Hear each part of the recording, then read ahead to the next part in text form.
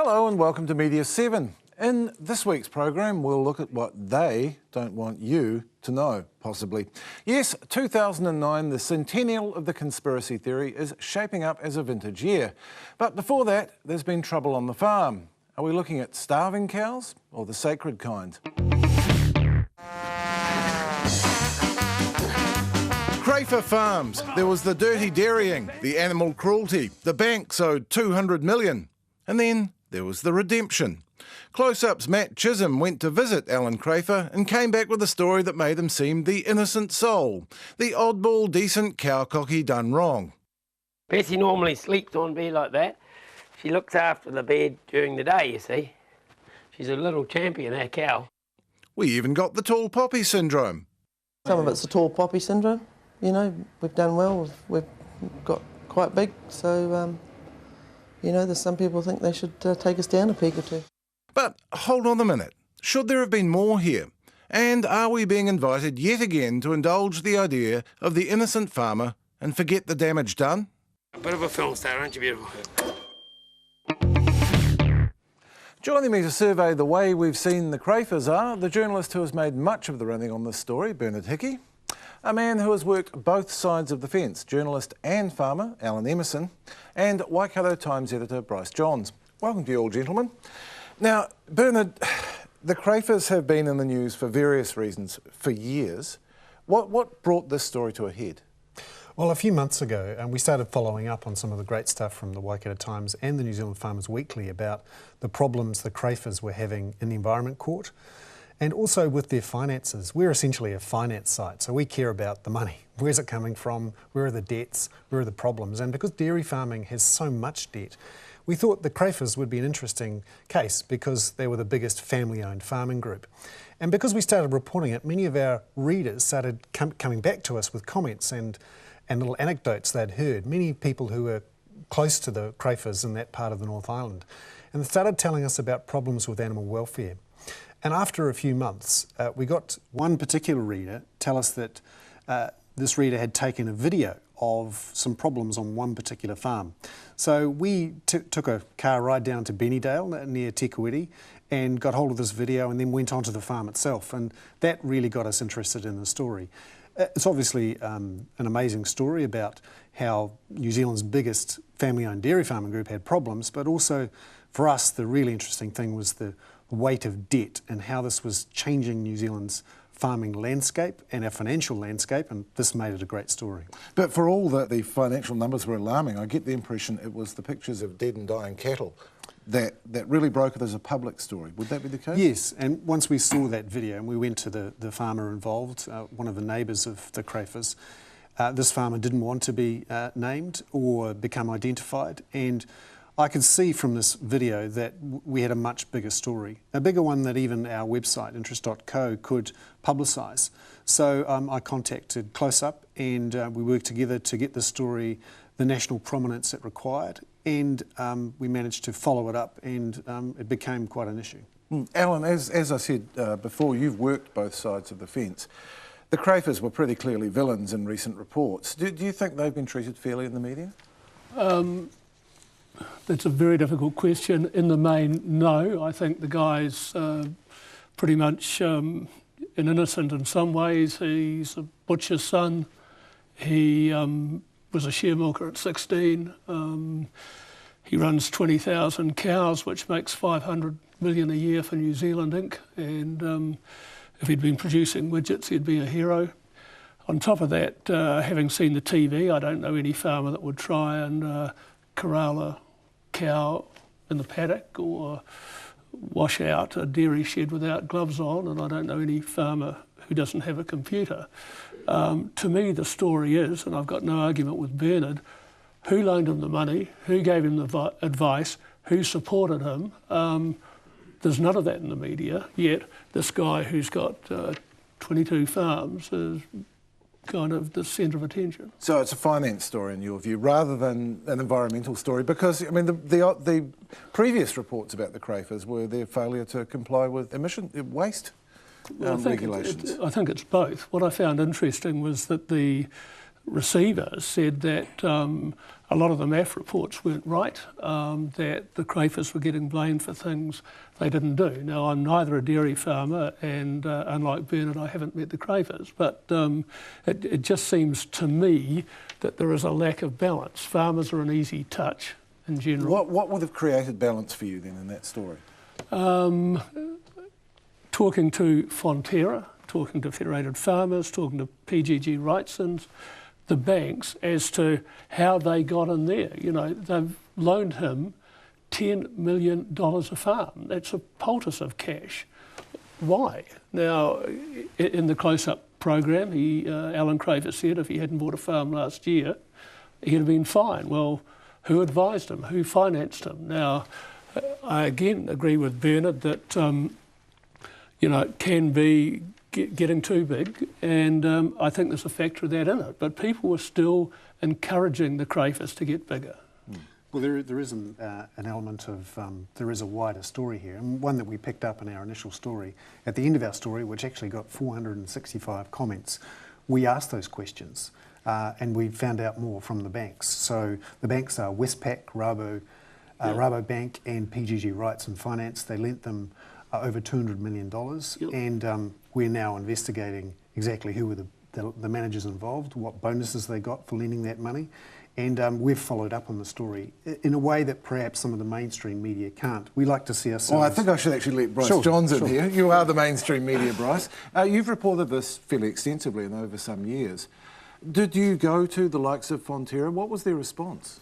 Oh, look, that's the intriguing thing about this is really what we've discussed earlier here is the straw that broke the camel's back.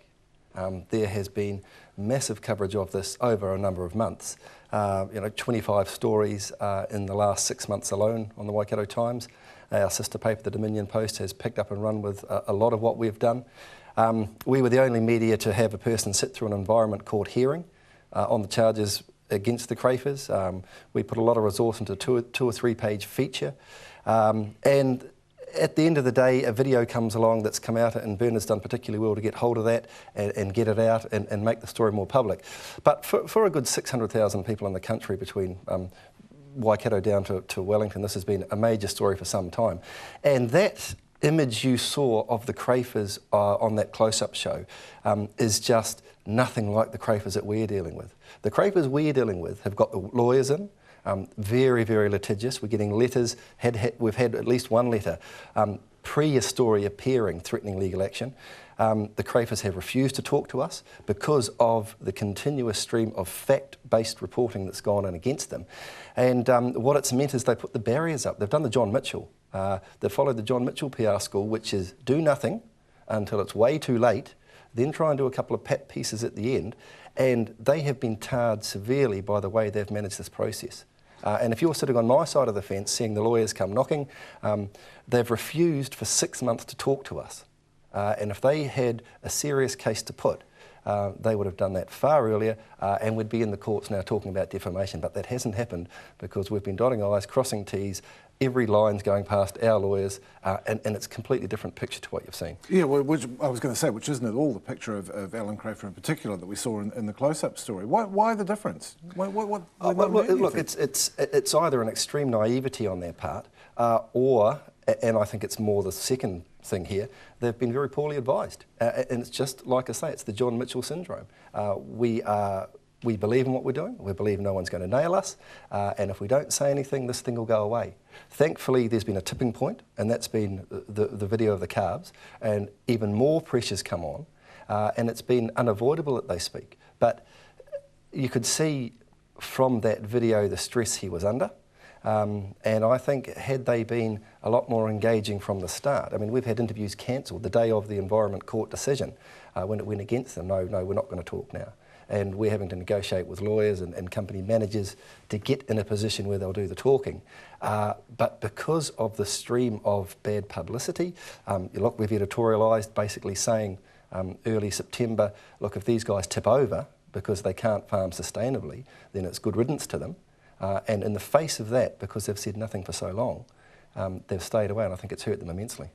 The encouraging thing here is that when big companies put up the shutters, and governments too, there is now an opportunity for citizens to get in and do some journalism in an unconventional way.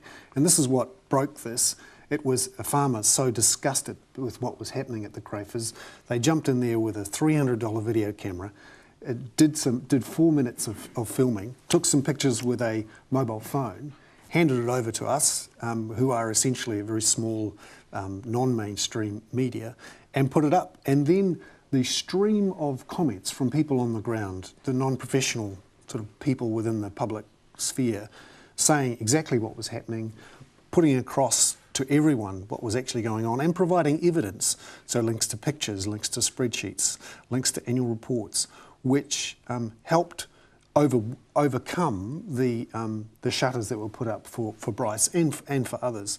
And I think what I found interesting in that close-up piece, having worked a little bit with Matt Chisholm from TVNZ and others, their aim in a way was to give plenty of rope to Alan Crafer to do his own thing to himself. And I think anyone who watched that video did see a side of Alan Crafer, not the whole Alan Crafer, but a side which made you wonder, how on earth did any bankers give that guy $200 million when he's using a calculator in the shape of a cow's head, when he has no computer? Claims he has no need for a computer. I mean, what do you make of that, Alan Emerson?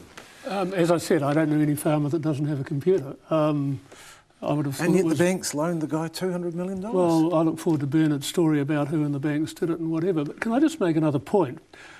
There are 15,000 dairy farmers in New Zealand. There are 4.2 million cows.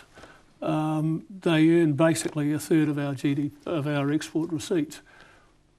What always comes out in the media is you're rebels, right? Someone can drop some effluent in a creek, and I'm not supporting they do it, but that's a mainstream story. No one will go and look at the industry. Now, an example of that recently is Open Country cheese. They've been going for 8 years. They're processing, I think, about 800 million litres for 45 export markets. The only coverage, media coverage I could find about them was a recent industrial dispute. Well, it's a sideline. Actually, we should go to Bryce with this, because that's right in my that's heartland. This is your heartland. Yeah, heartland, yeah. And look, and we've been there every step of the way with Open Country Cheese, Wahara. From the day they opened, we've been there with cameras. We've looked at ongoing disputes with Fonterra over milk share. We've looked at the price of that their suppliers are getting. Look, it's a relatively well-covered story in our patch. And if you accessed our news database over the last 2-3 years, it would be monthly, if not more than that. I don't know that you're getting you might be seeing the headlines on the front page and be critical of those, but the balance through the pages, through the farm pages, through the Waikato Times Farmer magazine that we put out monthly, very balanced coverage, things that aren't going to make the front page necessarily, but are important to the industry. They are there. I'd agree with Bryce on this. I'm a heavy Google user, and it's amazing the local stories which are appearing that are available to everyone through Google. And a lot of the research we did for the Crafer Farm story was to look at previous stories published by the Waikato Times and the New Zealand Farmers Weekly and others that helped give us a broader picture of what was going on. Also, our readers were referring to these very local stories, which the mainstream all of New Zealand weren't seeing, but which you could see with a simple Google search or a simple hyperlink. And that is part of the great thing about local media contributing online. Is it's still journalists like Bryce's that write the stories, exactly, isn't it? And they are available for everyone nationally. Well, actually, perhaps last word to you, Bryce, because you cover this story as much as any other paper in the country. Yep. Is there more to come on dairying? Are we going to see another story like this? Well, we've just had one today that we've reported on in the paper where a farmer's been convicted of dirty dairying, and the judge has ordered him to make a public apology. He's got to go to some field days and educate his fellow farmers. So, look, really intriguing ways that the judiciary is dealing with the bad performers. Yes, we're going to make sure we cover the positive ones. But if you doubt the impact that dirty dairy will have on not just the New Zealand psyche, but the international reaction to New Zealand. I had a letter writer published one day this week, and I'm not sure when it was, and it was a lady from Raglan, Morrinsville. She wrote declaring that she will never touch meat and never touch milk again based on the Crafer story. Now, that is one consumer that, if I believe that letter writer that we've published, we've lost forever. And if that's a symptom of what may happen in this country and internationally, That's the focus of the story. I think there's other things that'll happen with the financing, but we're talking about our reputation and what people around the world eat and drink. And that's something for the industry to think about, isn't it? Well, that concludes this discussion. Thank you to Bernard Hickey, Alan Emerson and Bryce Johns. After the break, we move from cows to swine flu. You won't believe what some people are saying.